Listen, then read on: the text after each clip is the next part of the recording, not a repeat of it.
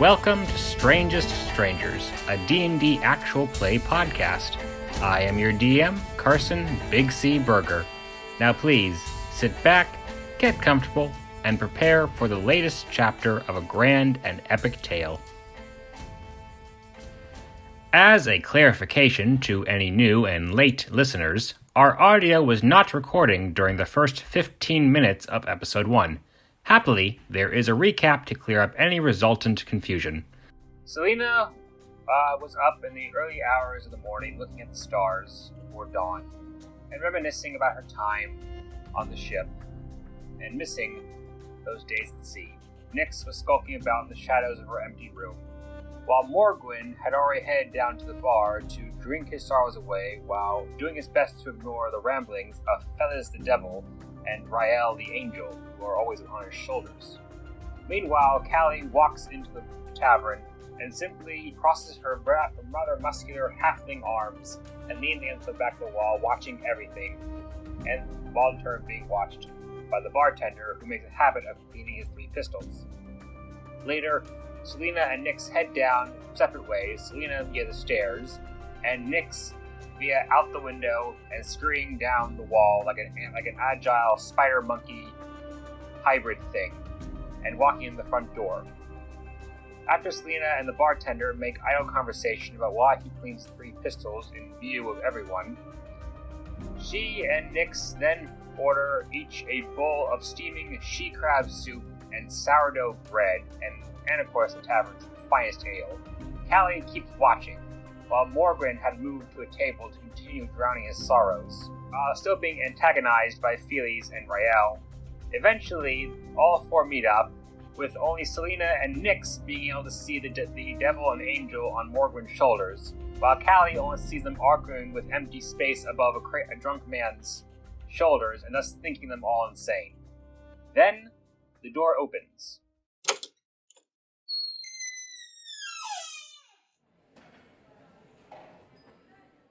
And do either of you want to take notice of him? Looks around the room. I take notice of him, but I don't say anything. I clock him, but I wait to see what he does. For a brief moment, Nyx, the spirits in your ears start whispering fearfully and then they quiet, and so the figure looks upon all of you. His eyes seem to have no particular color. He looks at you, and then he points at you with a bony finger and goes, "You lot, come with me, you're late." Late for what? Who are you? Are you speaking to us in that tone, sir? No, I'm speaking to the ragamuffin behind you. Of course I'm speaking to you. Who else would I be speaking to? And who are you to order us around? I represent the Masters. The Masters are expecting you, and you're already late. Well, the Masters should have sent a better invitation. How about you say please? The master sounds like somebody who's got money. I'm in. See, the short thing knows when to leave. I suggest you follow her example. I'm in too. I just didn't invite either. I think he might have ale, so I'm in. Can I take note of his dress? I mean, does he look like there's money around? His dress appears very austere, very expensive, very up to date, but in a sort of a gothic sort of way. All right. But several insignias upon him. Well, right. Yeah. She nods and goes, "Well, what the what? Let's go." All right, you lot, follow me. The carriage is waiting outside. You're already late. I walk out the door, flagon of ale still in hand. No beverages I in the finished my carriage. soup. It's a respectable establishment. Fine. Pound back the ale, put on the table. Do you all follow him outside? Lena has the bread with her. Yes. He looks. So the figure looms over you and sort of looks down his rather beakish nose at you and at the bread. She says, "There is not a force on this earth that will take this bread from me. You can try." You ruined my soup and my ale. You've interrupted this meal I was having. I'm taking the bread. Oh, I'm sorry. I thought you'd all finished eating. Oh, I wasn't sure. Okay, if we had finished eating, then we're good. Yeah, I said I chugged my soup. I also chugged my ale too. They pound back ale, we pound back the soup.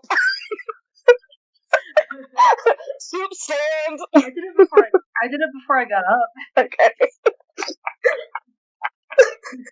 I was smart. All right. So once you have scarfed down your painstakingly crafted food, which took about 3 hours to make, you all follow him outside. Yeah, but I kind of want to go out the door carefully and make sure there's like nobody else.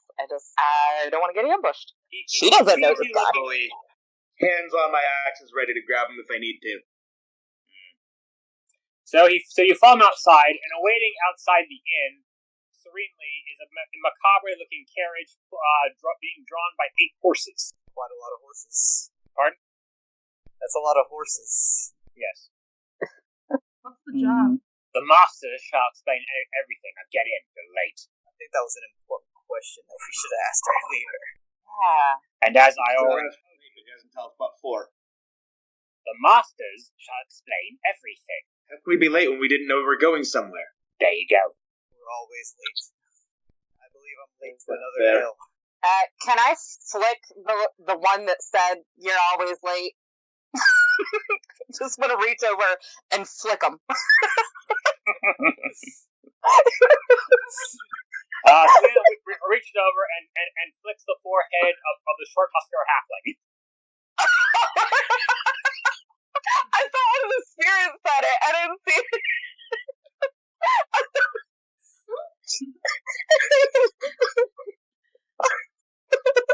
My bad. She's gonna say, sorry, I was aiming for somebody else. And then she pats the halfling's forehead. Sorry.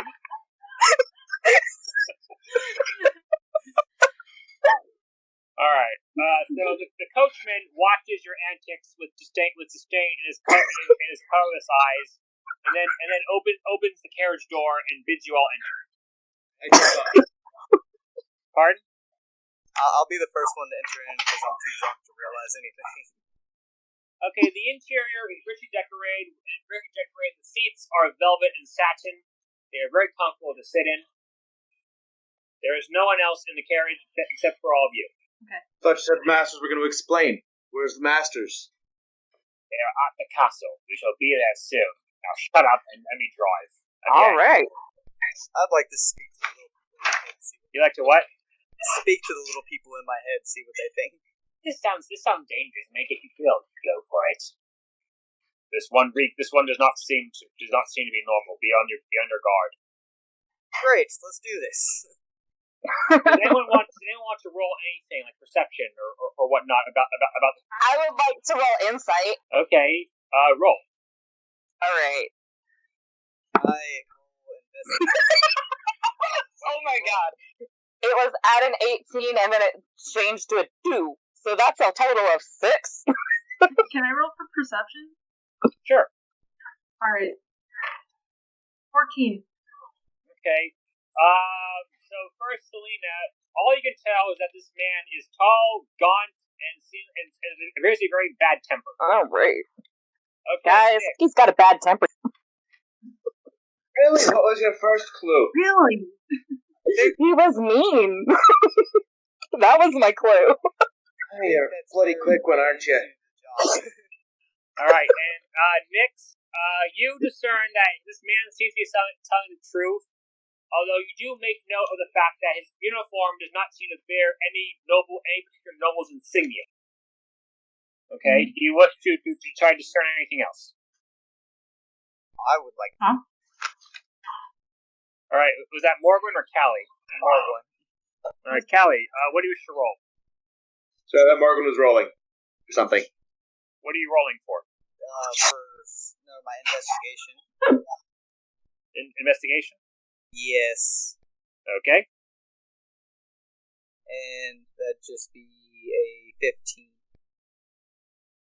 As far as you can tell, this person seems to be telling the truth. There seems to be no ulterior motives. He just seems to be foul-tempered and wants to get you to the masters as soon as possible. This one seems like he's doing his job well. Are you going to keep procrastinating, or should I get a move on? We don't have a bloody day.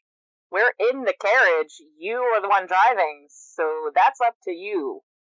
We should have left 10 minutes ago. You hear a snap of the reins, and the carriage starts rolling off. The wheels are going over the cobblestones of the town. So you do note that one thing, that the curtains seem to be drawn forward on the carriage door, so you can't really see it outside what's going on. And all right, everyone, roll a Constitution save. Oh boy. Okay. What? I'm not terrible at that. 15. Oh my god. Okay. That would be a 21. You roll a 21 on Constitution. Yeah, my saving throw is +1. I got a natty 20. Oh, damn. Right, first nat 20 of the campaign. Woo! It's it. Alright, so for everyone who rolled a 15 or lower, you all start drifting off to sleep. Morgwen, start drifting off to sleep. Morgwen, make another, Morgwen, you get a sort of a weird electricity feeling over your skin, as if the cart is going, and you start to notice that the sound of the cobblestones start drifting away. I have a question. Yes? Is it magical sleep? Alright, so my apologies. It's okay. So, I guess I'm fine. Yes, no one actually falls asleep so much, they just feel a little drowsy, and the time seems to go by, and intermitted by the coachman's cursing, and then what seems to be only a few moments later, the carriage pulls to a stop, and the coachman opens the door. All right, you lot, get out! We're here. I think my head's a little fuzzy. That could just be the ale. Well, you do, you sorry lot. I didn't drink that much, and I feel a little fuzzy as well. Okay, so who wants to look out the door first? I will. Okay, so Nick, you put our heads together out the window. Yes, you have somehow arrived at a very large castle. A great castle looms before you, with turrets and parapets and all the fixing. Well, that's big. Yes, and you want to look around. So, I hope this means a lot of coin. The master will explain everything to you. So, do you all get out of the carriage, or you're all still sitting in there looking around? I think we all got out, and all right. So the masters then. Yes, the coachman. The coachman finally holds out his hand, palm up. I give him a high five. I'm sorry, what? Yes! I missed that ending, I'm sorry. The coachman silently holds out his hand as if expecting something. Morgwen will give him a high five. And then after that, Solina reaches over towards the hand, and she turns it not palm up, but the other side up, and places just a small kiss on his hand. Thank you, good sir. He fixes each and every one of you with a withering glare. As Morgwen goes to high five, she leans down into After the high five, she does that. Because I was. I'm sorry, I just imagine in my head him just accidentally slapping you. So I suppose you love him for tipping then. Is there ale?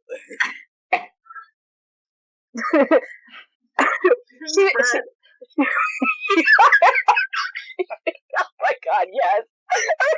She hands him the bread. I noticed you were eyeing this before. He calmly just kind of squeezes it between his bony hands and grumbles, and then he goes, "Get paid enough for this, and then he sort of starts ushering you into the castle. The Mothers are expecting. You're already late. Go. Hey, please be sure to tell us when he starts leaving, because I have something I want to do. So he starts ushering you into the castle, and you're into the courtyard, and you make a note, and do you want to look around as you're being ushered in? Yeah, sure. I kind of like to. Yeah, I'm gonna another check. Perception? Yeah. Okay, what do you roll? I got a net 20. Nice. One of the So, many... Alright, so apparently you see everything. Yeah, so I get a, well, it doesn't matter. I technically have a 24, but it's net 20. Alright. Sorry. Okay, Nick, you're the one who rolled? Yeah. Alright, so one of the many things you make note of is that there seems to be nothing else around the castle for what seems to be miles around. Another thing, there seems to be no actual ambient noise, aside from the slight rustles of torch fire inside the castle. No birds chirping, no cicadas, no nighttime noises. It's not dead, it's as if there's nothing else. Though you do make note of the very impressive stables attached to the castle. The silence is nice. Yes. Does anyone else want to look around as you're being ushered in? You're being ushered in to the main foyer. Yeah, sure. That Nick says that, like, she says, silence is nice. Yeah. I'll roll. God damn it. That's like a 13 for perception. Okay, you do note on the inside that the castle, it seems to be well made. It seems to be something worth 10 king's ransoms, but there's very little decoration inside. No suits of armor, no tapestries. It's clean, but for the most part empty. So the coachman is ushering you in. So you go through the foyer, you go up, you head past a long spiraling staircase, and then you take a left. And then you see two large oaken doors. He makes you stop. He starts grumbling to himself as he opens the doors, and you enter into a huge banquet hall. Now, perpendicular to where you are, across from you, there are 8 thrones. Upon each throne is sat an indistinct-looking figure, each garbed in dark robes. So each robe seems to sort of interchange between eight colors: crimson, black, gold, pale, white, pale, right. All these about 8 specific colors. They never seem to be the exact same color each time. This thing. One figure at one point seems to have a mantle of feathers. Another seems to have a great rack of antlers. One seems to be missing a hand, but they never seem to be the same figure twice. Each nod. It keeps rotating and circulating all around and about. If that makes sense. That's cool. Now, hold on. So is each figure doing that rotation? Like, is it flickering? Like, what? Yeah, are they made of? It's flickering. Okay, cool. Okay, that's cool. That is cool. Extremely cool. Yeah, so now arrayed before the figures is a huge table loaded with food. And so, and one of the figures, it never seems to be the same one whenever you blink, gestures a hand. Please be seated. The voice does not seem to be either male or female. At the same time, it seems to be both. It's very hard to tell. Okay.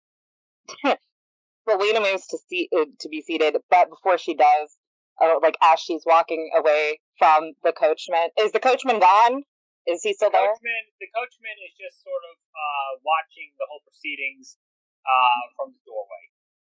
Okay, then I'm gonna go further in the room. I'm gonna go towards the seat, but before I get to the seat, I'm gonna turn around and flick a gold piece at him. Here's your tip. Without looking, he just sort of raises his hand and catches the gold coin, shoots you back what may or may not be a rude gesture, and then leaves. Sounds about right. So she goes with it. Well, shenanigans aside, I ask the masters. So why have you summoned us here?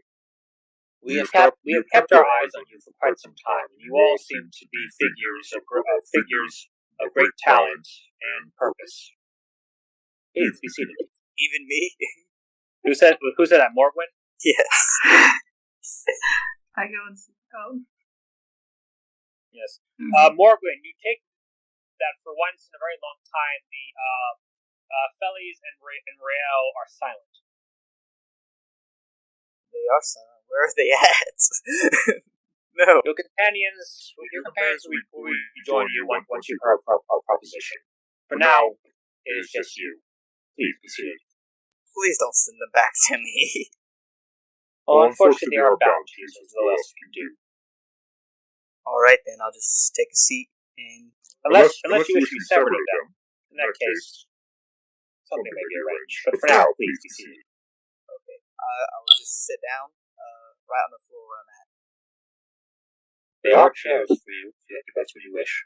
No, the ground's comfortable. It was raised by wolves. It's what I do. Callie, what do you do? Do you go to the table? Do you hang back?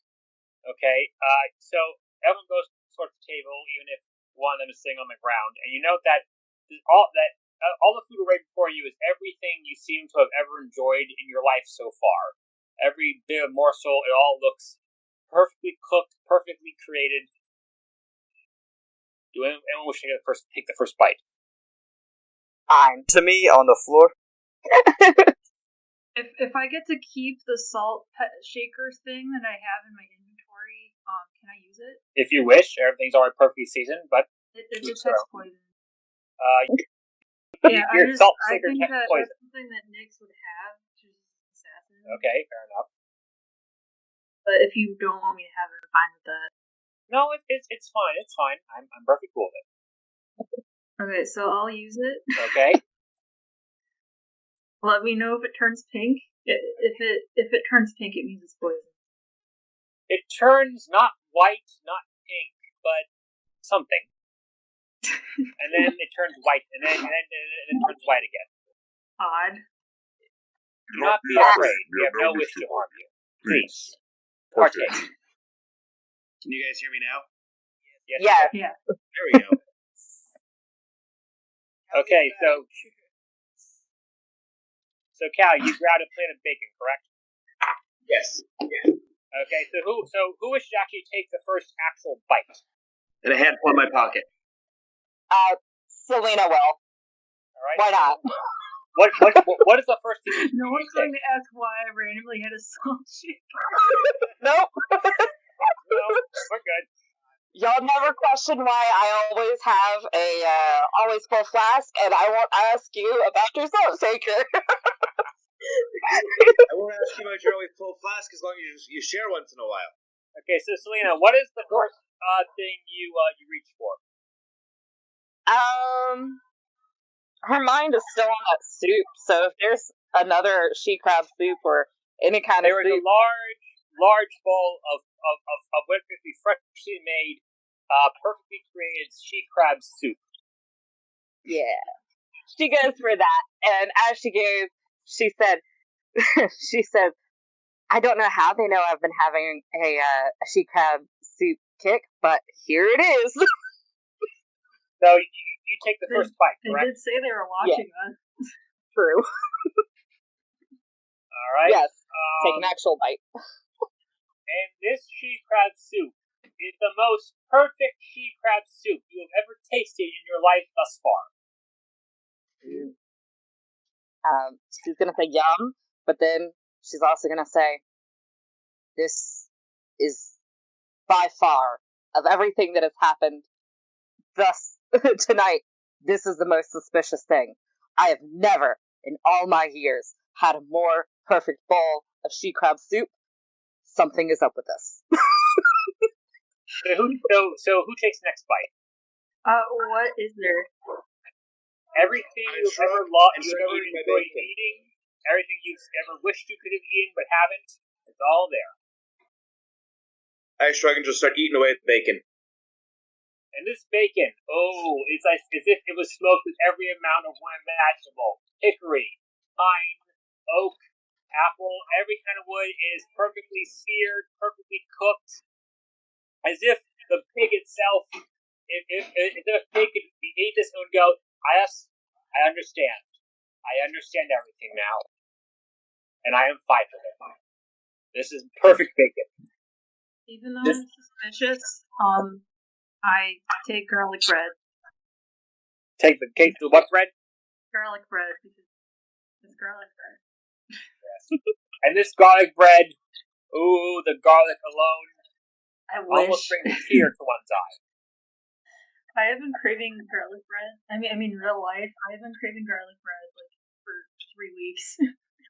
And I've been craving seafood. This is like weird wish fulfillment right now. Well, there's other seafood before you. I want sushi now. St. Peter's fish, catfish, perfectly seared octopus, calamari, everything you could ever imagine. And ever wanted, ever wish you could have, ever dreamed you could have. It's all there. So what is everyone else eating? Morgwen, what are you eating? I don't know, because I don't know if my plate got delivered to me. You feel a desire to stand up and ladle your plate with everything. Yeah, I could eat everything. Alright, so you take a bit of everything you've always enjoyed eating, everything you've always wanted to eat. Name one dish in particular. I've never had a rat's eyeball. That'd be something interesting to try.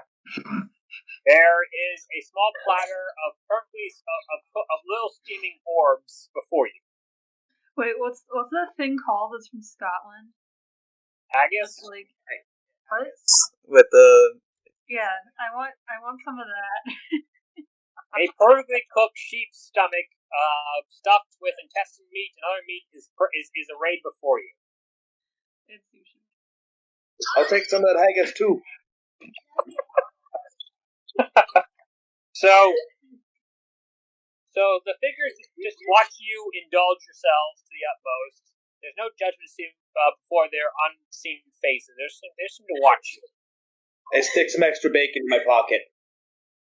They make no judgment. Always gotta have some pocket bacon. Pocket bacon. All right, so you all eat for a while, enjoying the bacon.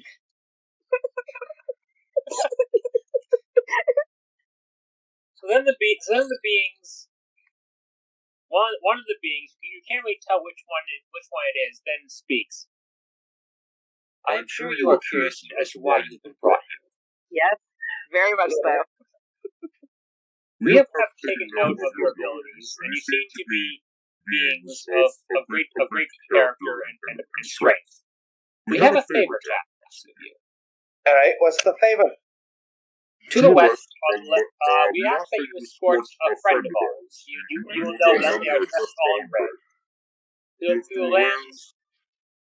Is there ale involved? If you wish, I'll do it. Escort this friend of ours, dressed all in red, through the lands of Prospero to the west. They will be expecting you. Do this, escort them, finish your mission to the utmost, and your reward shall be great beyond reckoning. However, there is one stipulation. You take more bacon?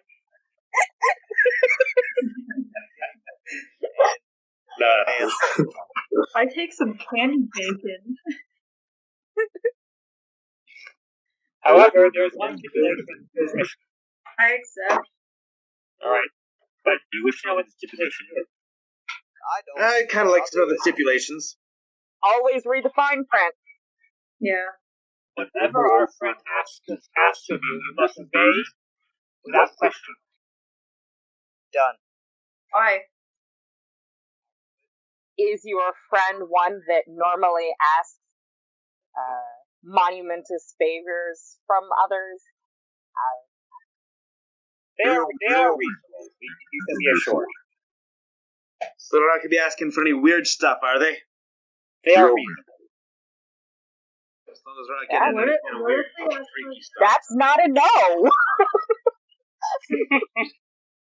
Since we are meant to protect them, what if they ask us to do something that puts them in danger? That's a good question. Rest assured, they will not do anything that would be overly dangerous, that will go against what you may or may not believe. Let's say all of you. This reward, you say it'll be great. Is this a monetary great or the real treasure is the friends you made along the way kind of reward? You will be compensated in all forms, rest assured. Alright. I'm in. So, Solina agrees. Aye, I'm in. All right. Callie agrees. Nick? I'm still suspicious about doing whatever they say, but I guess I am. All right, Morgwen, you're only you. He's undoubtedly in. 100%. He was down for it the second he heard transport. So the figures nod, most breath, not please. Enjoy the rest of the speech. And as you have all just agreed, a bell rings out 8 times.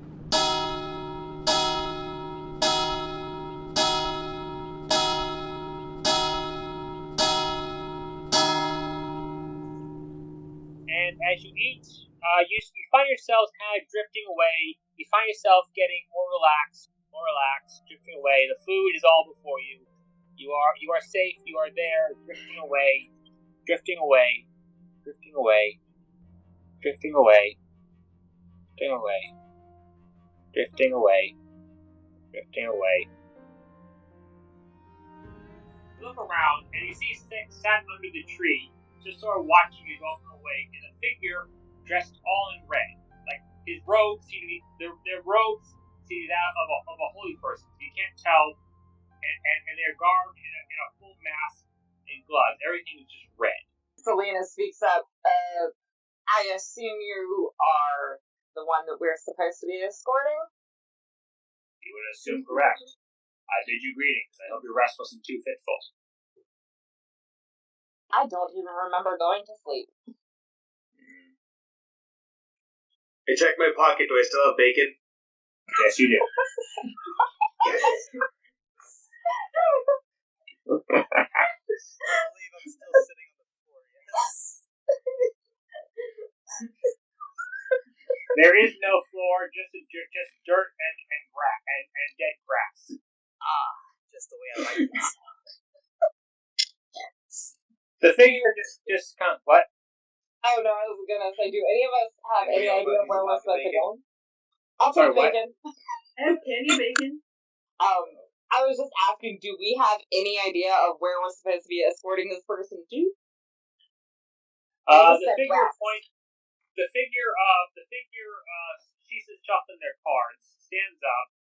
They don't seem to be tall or short or medium. They seem to be all at once in a strange sort of way, but in a way that doesn't seem odd.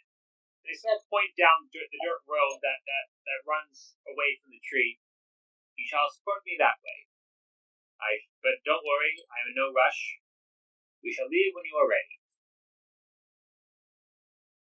Well, no time like the present. The faster we leave, the faster we get unlimited ale for the rest of our lives. Might as well get on with it. Solina brings out her flask, and Morgwen is the one with the bacon, right? What? Callie's the one with the bacon. Oh, Callie. Okay. Then Solina offers, I'll trade you a hit off my flask for a piece of bacon. You got yourself a deal, lass. Alright. She is the flask. Bacon, I take a swig. Alright, and I eat the bacon. That's the best trade ever made. No, she didn't give the flask. She said a hit off the flask. Big difference. Okay. What did it make sense? Okay. What did it make sense? So, do any of you want to take a look? So while you are imbibing on bacon and booze, do any wish to take a look around? For what? Sure. While you all are imbibing on bacon and booze, any of you wish to take a look around? I will take a look around to see what's around us. Yeah, me too. The land around you appears to be mostly barren and dead and mist-shrouded, with great distance between dead and dying trees. It's not a land of life, as far as you tell, but a land of death. Just like home. So, I suppose you all are starting down the path? Yep. Yes. So the figure gestures and then says, "Let us be off." We were already walking. I assume you're all just walking down the path, right? You're following the figure in red. Yep.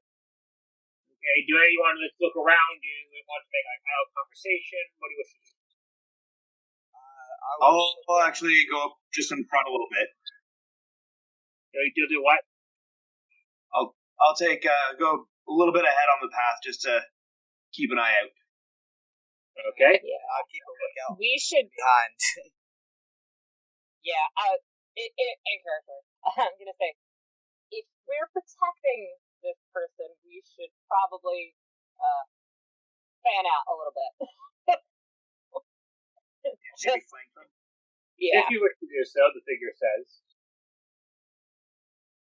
So, what can we call you? I don't want to call you figure this whole time. You may call me whatever you wish. My name is of no consequence at the moment. It is, though, because I'm How about asking Red? you. We'll call him Phil. We shall call you Red. Red Phil. Red If you Phil, wish. yes. Okay, Red. Red Phil. And I'm writing that in my notes, by the way. He's Red Phil. As am I, Red Phil. Can I call you Philip? You call it what? Philip? Philip. Again, When you get if wish. stitchy, we'll call him Philip. I'll be Red the one to yell at Phil, him. short for Philip. Now Philip. So Red Phil / Philip, as the figure is now known, just keeps walking and just watches you as you all sort of fan out in a diamond formation. Solina's gonna ask Red Phil, so why do you need protecting? All shall become apparent in time. She stares off into the middle distance, like a la The Office. Yes. However, these lands are not as safe as they once were. It seemed only proven that I had some form of protection. Well, we'll do our best. Just drink some ale. Hopefully you survive. Pheles appears on your right shoulder and goes, "You've really gotten yourself in a bit of mix-up now, haven't you, Morgwen? How delicious." Oh, hush up. When did you come back? I never left. I'm always here with you, as is the feathered fool. I would like to... which one's the magical one? Out of the characters? Is it Solina? Yeah. Solina and Nyx. Can I ask them if there's a way to get rid of these idiots? If you wish. Solina, Nyx, come here for a second. Ooh, you're bringing the frost spawn and the shadowy one. How delicious. Excuse me, Frost Spawn? I think not. What else should I call you? Salt bitch? You know what? Yes, I prefer that. Very well then. Frost spawn it is. Oh, you. Can I try to flick him again? He's intangible spirit, so it looks like you're just flicking the empty space over Morgwen's shoulder. Okay, as her hand goes through, she'll just say, you know what I meant. If I'm the salty bitch, instead of detecting poison, I detect bullshit.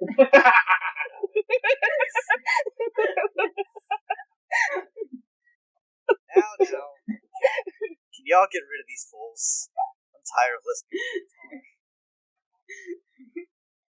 Oh, don't be that Morgwen. What would you do without me? The other one. If I could, if I could, I would. Unfortunately, I don't even know my own powers at the moment. Yes. And then Pheles grows serious. Besides, without me, you'd be lost in a drunken heap in some alleyway, dead or unconscious, or a combination of both. Without me, you wouldn't have a purpose. Haven't I been good to you? Haven't I been the one to help you sate your never-ending vengeance against the beast that took your parents? I know you're still looking for them, and I'm here to help. I'm always here to help. Remember, I'm here to give you whatever you want, and what you want is vengeance. Has that not been given to you in spades? Has it not helped give you purpose, keep you setting one drunken foot in front of the other? Without me, you'd be nothing. Without me, you'd probably be dead. So what do you really want? I'd like not to be drunk anymore, because you're the only reason why I drink. Well, nothing's ever stopped me from abstaining. That's your own vices, my friend. Callie looks at the figure in red and asks, "Can you see who they're talking to?" I do. They are of little consequence. Pheles flips off the figure in red, and the figure in red does not react. Rael then looks towards Callie and goes, "For once in your infernal life, do not antagonize them." Why would I get rid of them? I think they're cute. And I think you're cute too, shadowy one. I think they hurt people's feelings. If people could see them, yes.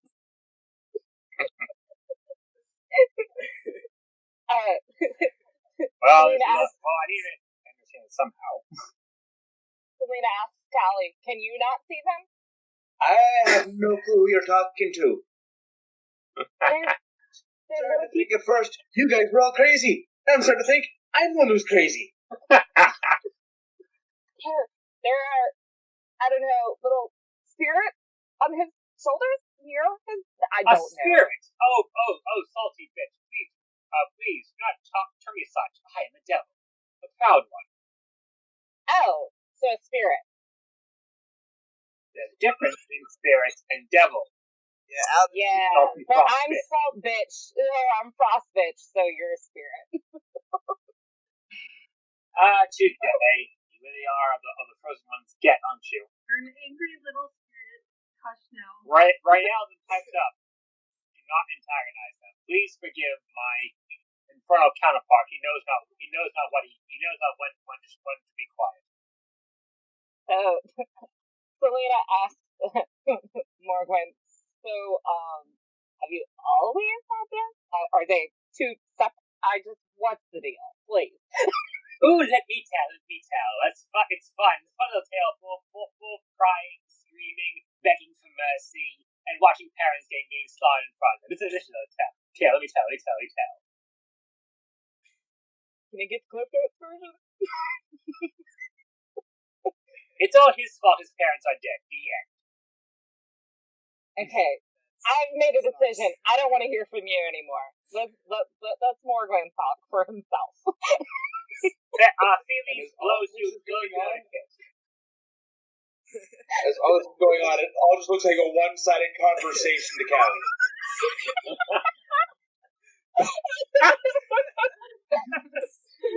I want this animated in like a movie format.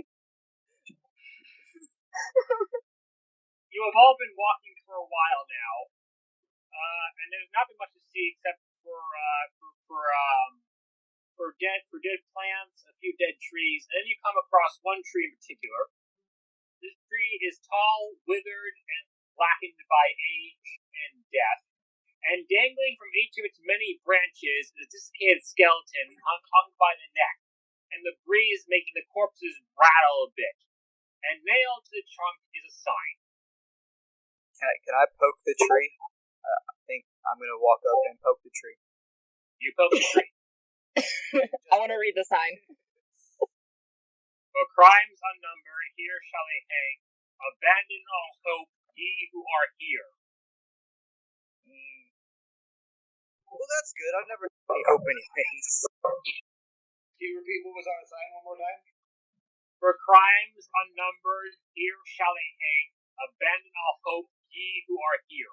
The red figure looks off to the left, and you see another figure, an old woman, back bent with age, and a great bundle of twigs on her back as she's collecting the debris from around the dead tree.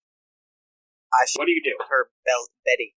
Okay, you call her Betty. She answers to that name. Betty. The woman looks up. Her face is weathered and tired and sad. You can tell that life has not been overly kind to this woman. So what do you do then? Morgwen. She looks at you warily. Morgwen runs up and hugs her. Just a giant hug. She acts as she has not been given such affection in quite a while. Oh, Betty, I've missed you. You may or may not feel a few tears hitting against your shoulder. She just leans to the hug for a long moment. Oh, yes, it's been 10 years. Or has it been 5? Maybe 3 months. What did the rest of you do? Solina goes and starts a group hug.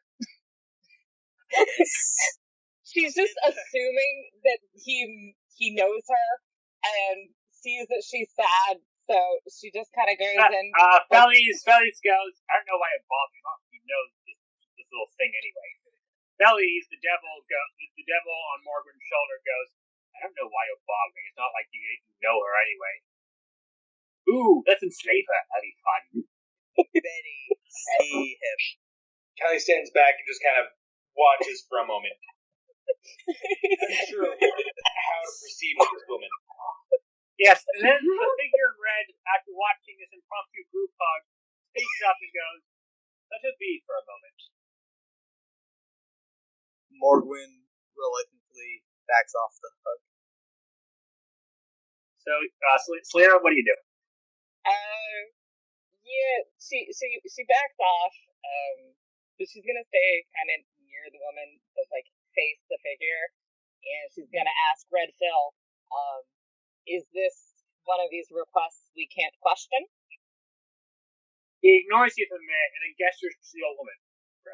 Grandmother, the figure says. Come closer. The woman looks a bit fearful and looks to each of you and asks. Solina kind of just shrugs. Like, she's kind of trying to test the waters here.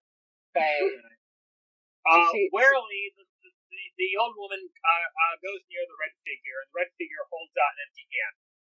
A moment later, a rose, red as the figure's cloak, red as blood, red as crimson, red as rubies, appears in their once empty hand. Ooh, I can do that too, and then you mix them. Yes, with great ease and gentle care, the red figure hands the rose to the old woman. I only wish for you to take this and guide my companions to your village, and let them know the day of the deliverance is at hand. The woman hesitates, takes the rose, and she looks at it as if she has not seen a thing of such beauty in so very long. Did Red Phil say day of deliverance? Yes, they did. Okay. Red Phil doesn't really have a gender, as far as you can tell. Red Phil then turns to all of you. Here is where we shall part ways for the moment, my friend, at least physically. But fear not, for we shall meet again. I suppose this calls for a group hug with Red Phil now. Red Phil then vanishes.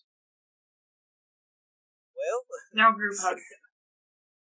So, heeding Red Phil's orders... I'll give you a hug. Morgwen accepts the hug. Okay, they're hugging. Get your plebe hugs away from me. So the woman starts walking. The old woman looks at you all in confusion and then starts walking away, rose in hand, and her back bent by the burden of the twigs since she's still been carrying all this time. She starts ambling away. Solina's gonna move to take the twigs, and she says, if you're escorting us to your village, I'll take these. She looks at you, says nothing, but then nods, and then starts walking away, the rose still clutched in her hands. Is that in both hands or just one? She's holding it delicately against her as if it was a very precious thing. Oh, I follow her because we're supposed to, right? Am I Yes. able to take one of her hands and walk with her, holding her hand? If you're gentle about it. I will be very gentle because Betty is not my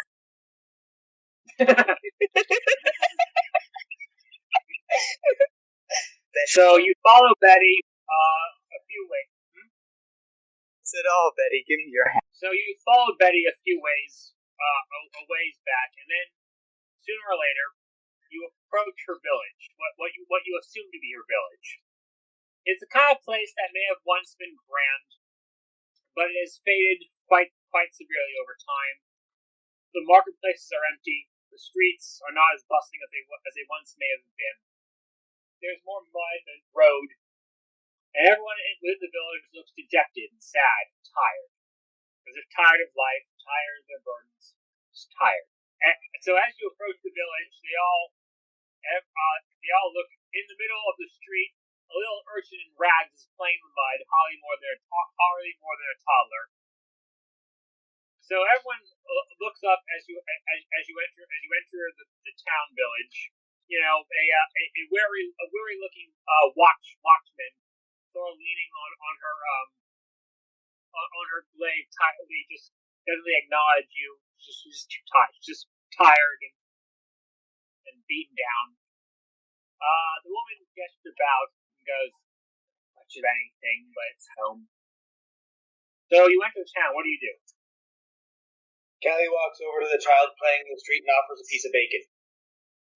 The child eats the bacon. That'll cheer him up.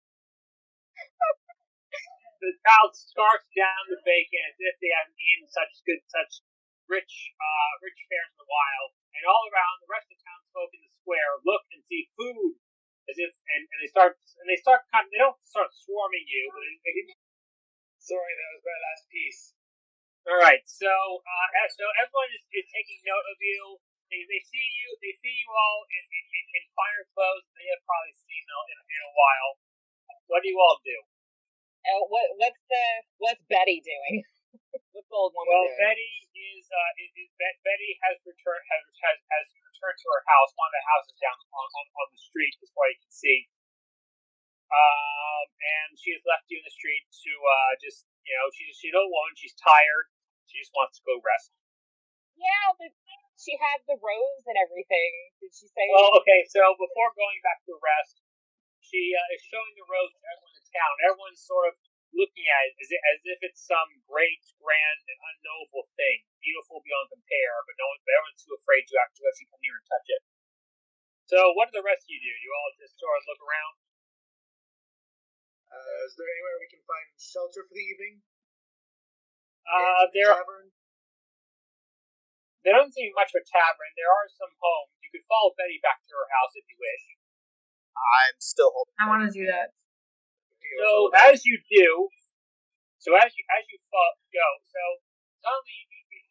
you hear a voice. Hello, an oddly clear voice, and a beautiful young woman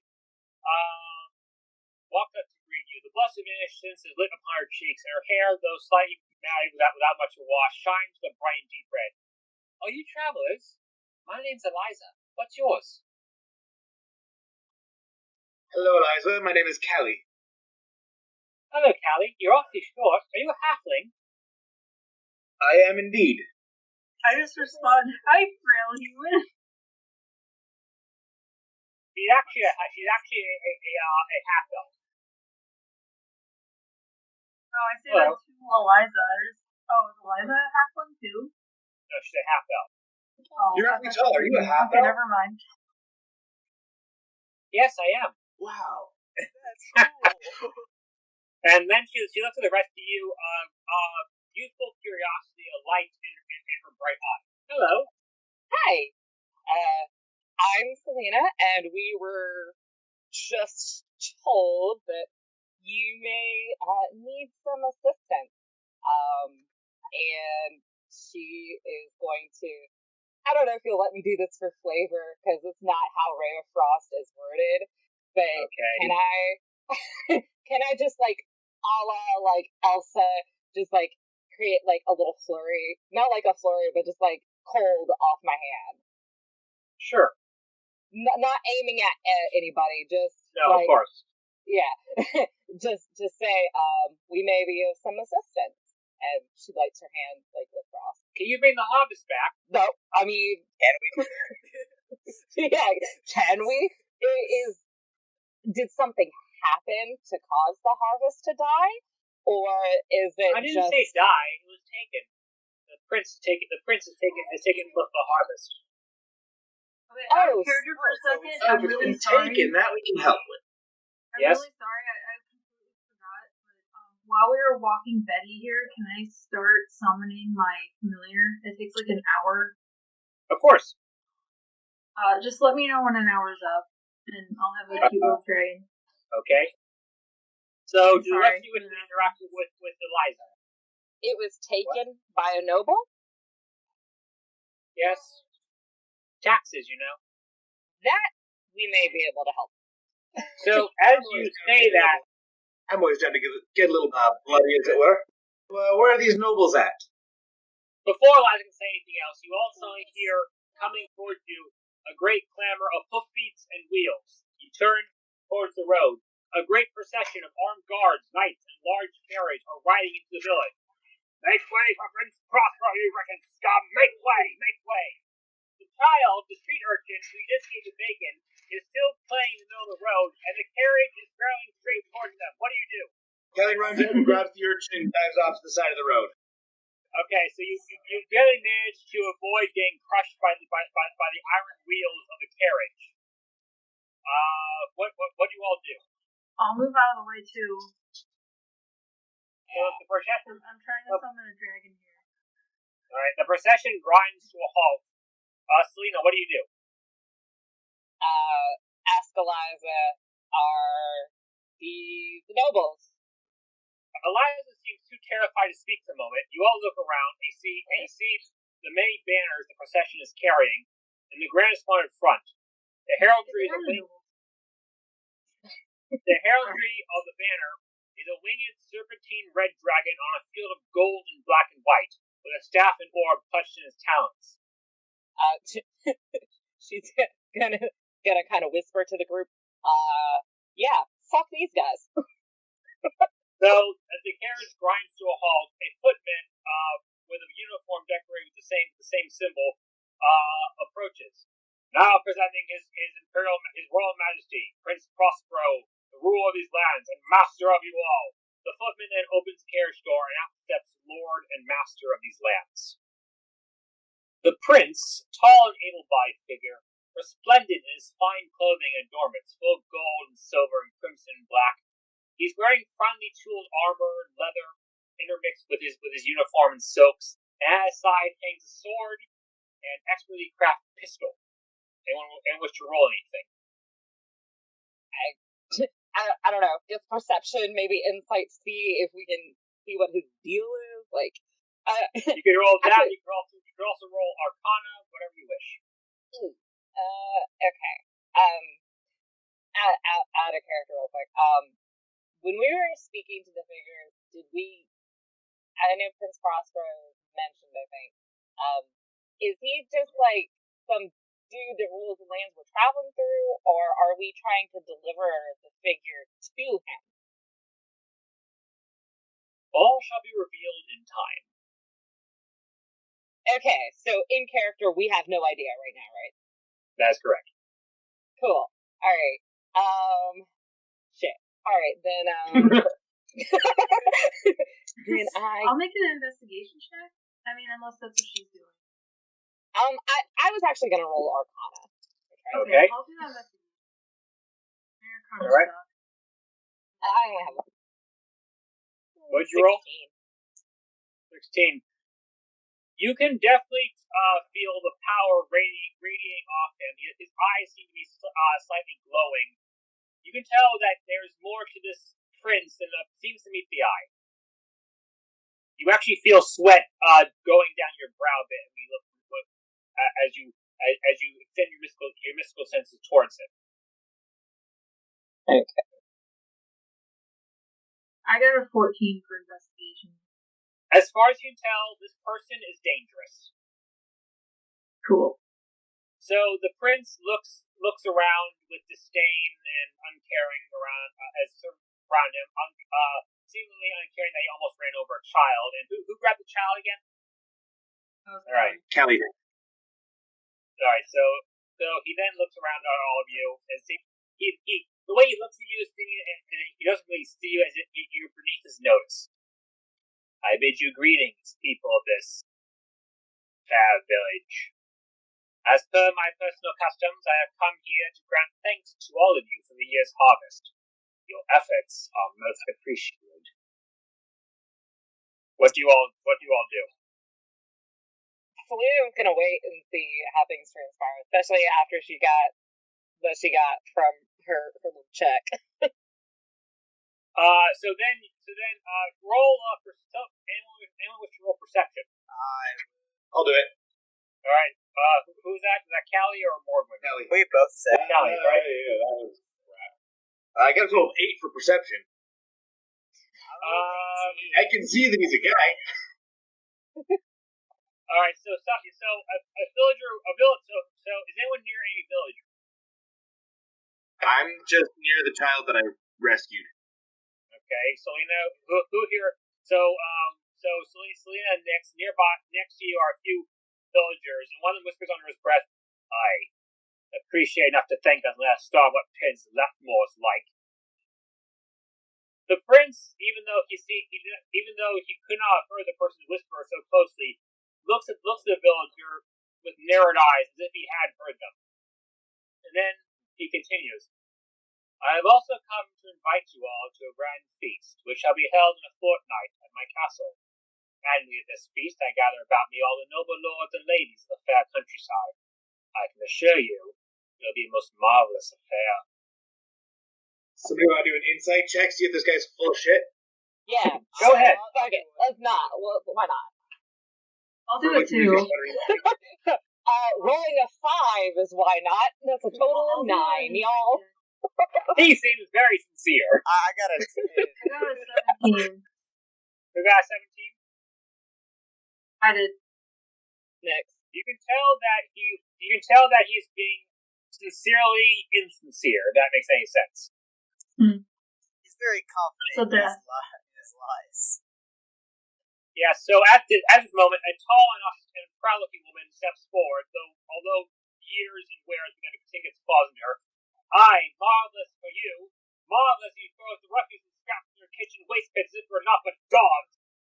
The prince turns his gaze towards the tall woman, who appears to be an elf, and his disdain is bleeding from as pus would from a rotten wound.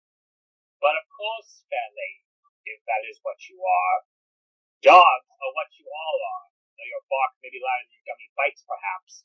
But I am perplexed as to why you bear your fangs towards me. Have I not been fair to you? Have I not protected you from predations of any and all who sought to destroy you, such as the monsters that hunger in the mists and the wilds? Have I not helped all you achieve, your sons achieve glory in my wars? Such effort I have expended for all you all. And this is how you repay me? Why?" Does anyone wish to speak? Yeah, I find great offense that you called us all dogs. I was raised by wolves. The prince does not answer you. He just looks at you, and you feel as if you are an ant before a giant. It's a pretty strong move. I think I'm gonna win this one. All right, roll wisdom for a moment.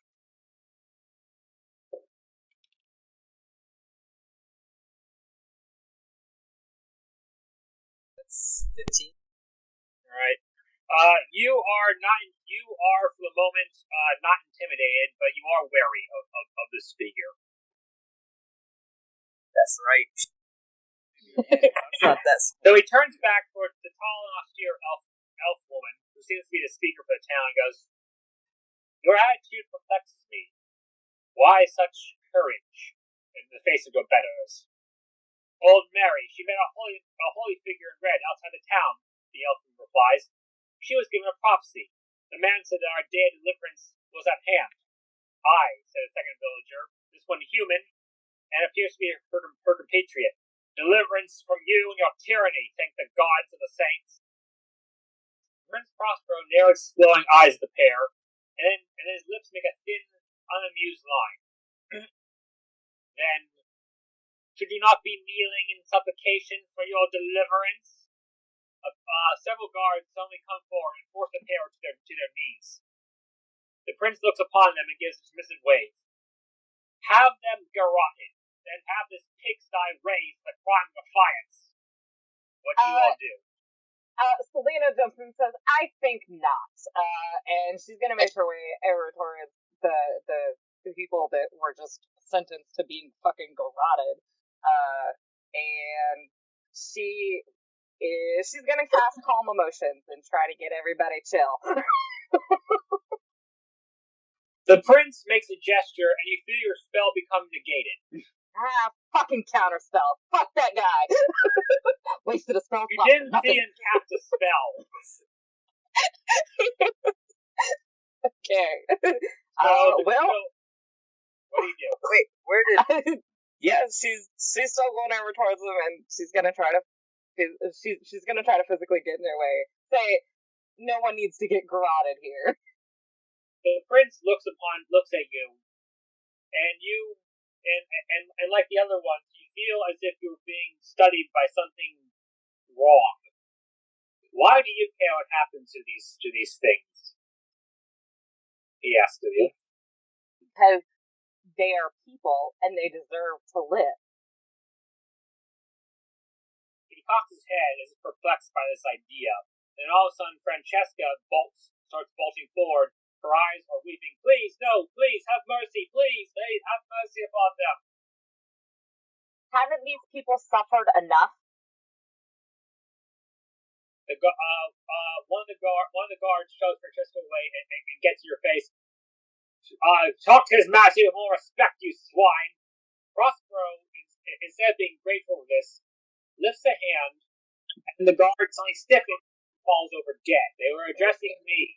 Not you. He looks upon he looks upon Eliza, he looks upon you and goes, you didn't really answer my question. Why do you ask for mercy for these two? What are they to you? Friends? Family? Lovers? What are they? They are people in need of help. He looks at you for a long moment. What? She's just going to say, above all, I believe in freedom, and these people are not free. But they are protected. I keep them safe from everything else, and all I ask in return is loyalty and fealty. Is that not enough? Well, who's protecting them from you? I'm making enemies already, guys. Sorry. Eliza is meanwhile sobbing because there's still guards barring your entrance to the two people. They have not been garroted yet, but two of the guards are holding a pistol to each their heads to keep them down. And Eliza goes, please, father, don't hurt them, please, please, please. Prince Prospero ignores you, Solina, and looks upon Eliza and goes, what is your name, child? She looks up at him. She's shaking, she's pale, she's terrified. Eliza, my lord. He strokes his chin for a long moment, as if contemplating. And looks at you, Solina in particular, because you're the one who just antagonized him. Yeah, that's correct. You are an adventurer, are you not? Yes, I can tell by your noble bearing and purpose, and your grand gestures of kindness towards these people. You really care for them, do you?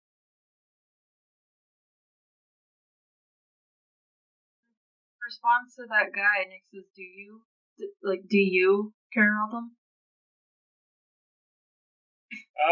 He strokes his chin, and then he chuckles as a smile etches its way across his face.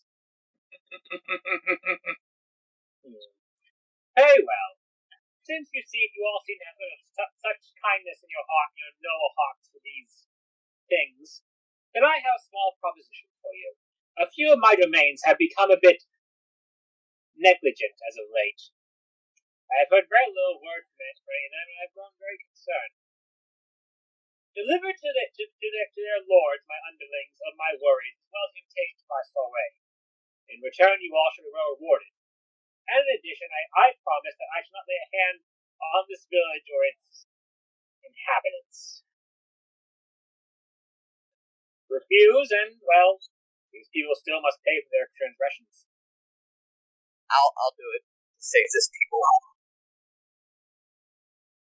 I'm in. And what say you, noble tiefling, with your heart so full of courage and righteous intent? As long as no harm comes to anybody here, or their dwellings, because I don't want any no circumlocution here, then I'm in. And we want the harvest back. Very well. The bargain has been struck. Do what I ask, and I shall not lay a hand on any of these people or this village. The remains of which which you should travel to are known as Last Bastion, Ocean Step, High Heart, Timber Gorge, Tranquility, and the Fortress of Jingwai. Of course, just to make sure you all don't try to weasel your way out of our arrangement, he then gestures to Eliza and her parents. This daughter of the family shall accompany me back to my castle as my guest.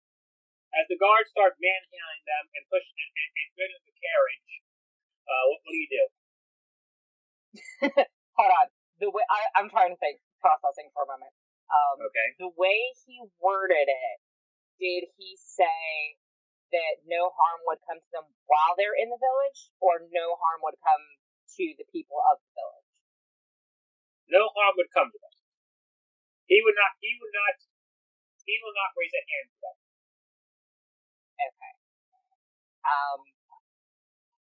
Then Solina says to Eliza, she doesn't say. What she does is I'm going to use it's called invasive thoughts. Okay.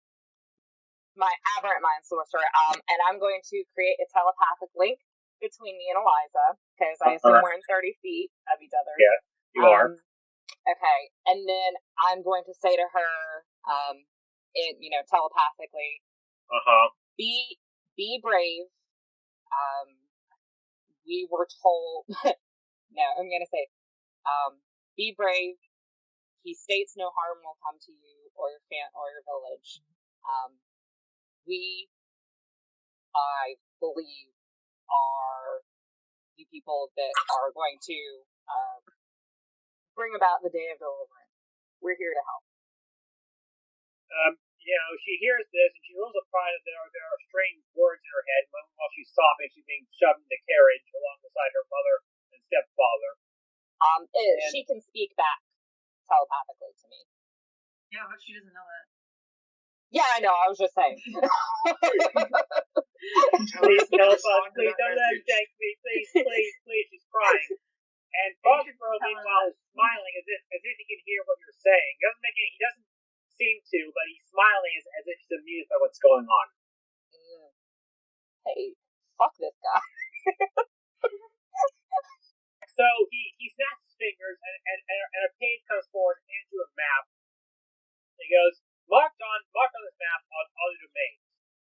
I suggest you better get going. My soiree will. I suggest you better get going. So then he returns to his carriage, and the procession heads out of the village. At least we have a map. We know where we're going this time.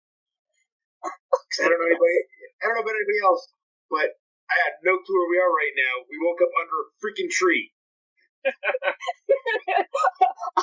I also have no idea where we're at. Are we even in the same continent? I don't know. We got taken by a magical carriage to this big fucking castle with some shifting things. I have no idea what's going on, guys. I thought you were the expert on magical things. Callie stares at the map for a second, looking for the tree that we woke up under. The tree is not marked on the map. Can we mark it on the map? So what? Can we mark it on the map? You don't really know where you are, son, but sure, go ahead. Okay. The village that we're in on the map. No, however, the locations he did mention to you are on the map. Last Bastion, Ocean's Door, High Heart, Timber Gorge, Tranquility, and Dereliction. Also known as Zhuanghuan. Where in the world did Red Phil go? Yeah, that dude just disappeared. As you think this, you all hear a voice in your heads. It is the voice of Red Phil, and they say, carry out the task. Besides, where are they? Yeah, what if Red Phil told Hey, I actually heard that one. Do what? What if Red Phil tells us to abandon this quest? He just told us to carry out the task. Oh, the Red Phil? Okay. Yes. So, that's where you all are. I actually heard that voice. I don't guess too much. So, the fate of innocence are in your hands. You just begin a task by a prince who seems to be more than what he seems.